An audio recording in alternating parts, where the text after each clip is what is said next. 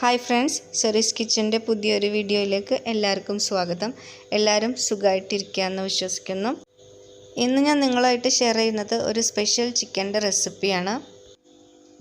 അധികം ആരും അങ്ങനെ ചെയ്ത് കണ്ടിട്ടില്ലാത്ത ഒരു റെസിപ്പിയാണിത്. അൽഫാമിനോടൊക്കെ ചേർന്ന് നിൽക്കുന്ന ഒരു ടേസ്റ്റാണ് ഇത്. നമുക്ക് ചപ്പാത്തി, കുബൂസ്, പൊറോട്ട ഇതിൻ്റെ കൂടെയൊക്കെ നന്നായിട്ട് പോകുന്ന ഒരു ഐറ്റമാണ്. ചോറിൻ്റെ കൂടെ നല്ലതാണ്. അപ്പോൾ നിങ്ങൾക്ക് എന്തായാലും ഇഷ്ടപ്പെടും. നിങ്ങൾ വീഡിയോ മുഴുവൻ കണ്ടിട്ട് അഭിപ്രായങ്ങളൊക്കെ അറിയിക്കാം. അപ്പോൾ നമുക്ക് വീഡിയോയിലേക്ക് കിടക്കാം. അതിനുവേണ്ടി ഞാൻ 1/4 കിലോ ചിക്കൻ എടുത്തിട്ടുണ്ട്. നന്നായിട്ട് കഴുകി വൃത്തിയാക്കി വെള്ളമൊക്കെ കളഞ്ഞ് വെക്കുക. ഇനി ഇതിലേക്ക് മാരിനേറ്റ് ചെയ്യാനുള്ള സാധനങ്ങൾ എന്തൊക്കെയാണെന്ന് നോക്കാം. മിക്സിയുടെ ചെറിയ ജാറിലേക്ക് ഒരു വലിയ ഉള്ളി, ഒരു തക്കാളി, 2 പച്ചമുളക്, 8-10 അല്ലി വെളുത്തുള്ളി, 2 ചെറിയ കഷ്ണം ഇഞ്ചി, അല്പം മല്ലിയിലയും പുതിനയിലയും, രണ്ടും കൂടി ഒരു കൈപ്പിടി മതി. ഇനി ഇതിലേക്ക് ഒരു 1/4 കപ്പ് തൈരും കൂടി ചേർത്ത് കൊടുക്കാം. ഇതിൻ്റെ കൂടെ തന്നെ 1/2 ടീസ്പൂൺ ചെറിയ ജീരകവും 1/2 ടീസ്പൂൺ വലിയ ജീരകവും കൂടി ചേർത്തിട്ടുണ്ട്. അത് കാണിക്കാൻ വിട്ടുപോയതാണ്. അപ്പോൾ അതെല്ലാം കൂടി ചേർത്ത് നന്നായിട്ട് അരച്ചെടുത്തിട്ടുണ്ട്. ഇനി നമുക്ക് ചിക്കനിലേക്ക് ചേർത്ത് കൊടുക്കാം. ഇനി ഇതിൻ്റെ കൂടെ കുറച്ച് പൊടികളും കൂടി ചേർക്കാനുണ്ട്. 1/2 ടീസ്പൂൺ മല്ലിപ്പൊടി ചേർത്ത് കൊടുക്കണം, 1 ടീസ്പൂൺ കുരുമുളക് പൊടി, 1/4 ടീസ്പൂൺ മഞ്ഞൾപ്പൊടി, 1/2 ടീസ്പൂൺ മുളക് പൊടി, ആവശ്യത്തിന് ഉപ്പ്. ഇതെല്ലാം കൂടി ചേർത്ത് കൊടുത്തിട്ട് കൈവച്ച് നന്നായിട്ട് കുഴച്ചെടുക്കുക.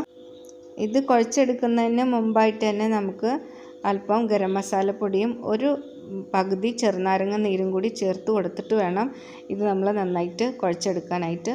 അപ്പോൾ ഞാനത് ആദ്യം വിട്ടുപോയി, പിന്നീടാണ് ചേർത്ത് കൊടുത്തത്.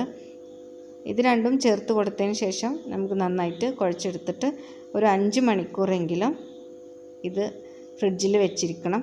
എന്നാൽ മാത്രമേ ചിക്കൻ നന്നായിട്ട് സോഫ്റ്റായി വരുള്ളൂ. അപ്പോൾ നമുക്ക് വൈകുന്നേരം ഉണ്ടാക്കാനാണെങ്കിൽ രാവിലെ തന്നെ മാരിനേറ്റ് ചെയ്തിട്ട് വെക്കാം. ഇപ്പോൾ ഞാനിത് 5 മണിക്കൂറായിട്ടുണ്ട്. ഇനി നമുക്ക് ഉണ്ടാക്കാൻ തുടങ്ങാം. അപ്പോൾ ഞാനിത് ഈ പാത്രത്തിലാണ് ഉണ്ടാക്കുന്നത്. കുറച്ച് കുഴിയുള്ള പാത്രം തന്നെ എടുക്കുക. നോൺ സ്റ്റിക്ക് വേണം നിർബന്ധമൊന്നുമില്ല.